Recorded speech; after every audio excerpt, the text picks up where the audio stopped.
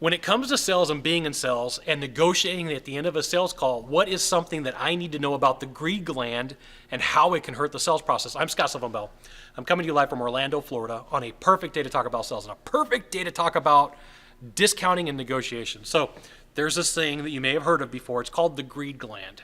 And one of the things that if you look at enough sales training, you look at enough negotiation, it gets talked about a lot, is the pattern of discounting they use. So let's say I have a $10,000 product, right? And the buyer says, Scott, I'm not paying $10,000. And so I say, okay, I'll discount it at $1,000. We'll sell it for $9,000. The buyer goes, no, Scott, I'm not going to pay $9,000. So I discount it again at $1,000. So now we're at $8,000. I've given two discounts at $1,000 each. In the mind of the buyer, they're like, I've got greed.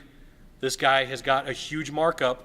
What is the real price? I want more of a discount. Even if $8,000 is the bottom of my line and that's as low as I can go, that buyer is going to be like, greed gland. The greed gland gets hit. It secretes the emotions in the brain and says, I need more discounts, right? This is why your discount should always be declining. If I sell a $10,000 product, my first discount is going to be 3%, about $331. My second discount is going to be 2%, which is about $180. And my third discount is going to be less than 1%, which is going to be about $80, right? That person in their brain is going to go, okay, I automatically just see that this is declining, that I'm not going to get the price that I want. And sometimes you just got to shut a buyer down and tell them no. Hey, look, why do you need a discount?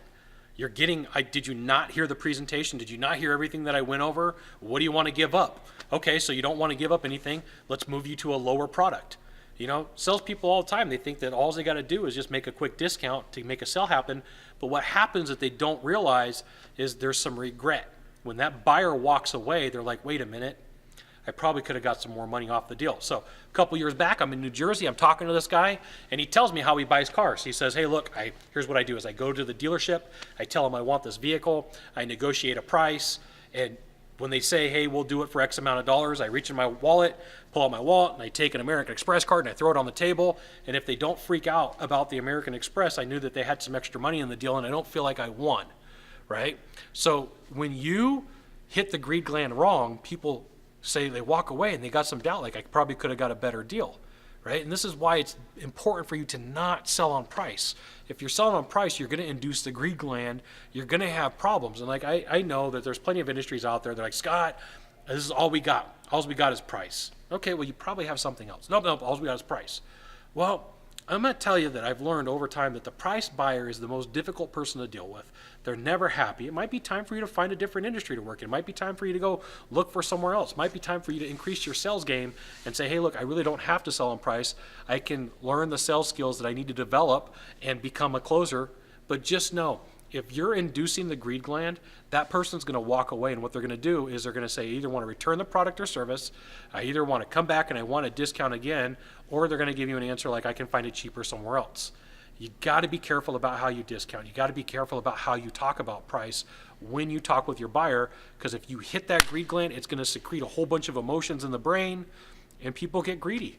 And there's been plenty of times where I personally have sat down with a buyer and I've hit that button too hard and I get done and they're like, nope, I want more of a discount. And I'm like, I legitimately had nothing more. Like, I got nothing more to give. Well, I want more off. I don't have anything more to give. Well, I'm going to go find somewhere else to make a purchase from.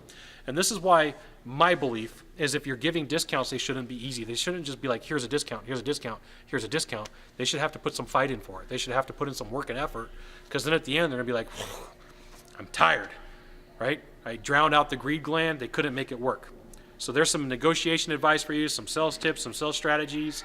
Avoid inducing the greed gland. So you got one thing to do from here, just one thing. Find the subscribe button and click on it. And every time I send out a video, it'll say, Scott Bell Consultant sent out a video. You should check it out, which you should. We'll see you soon. Aloha.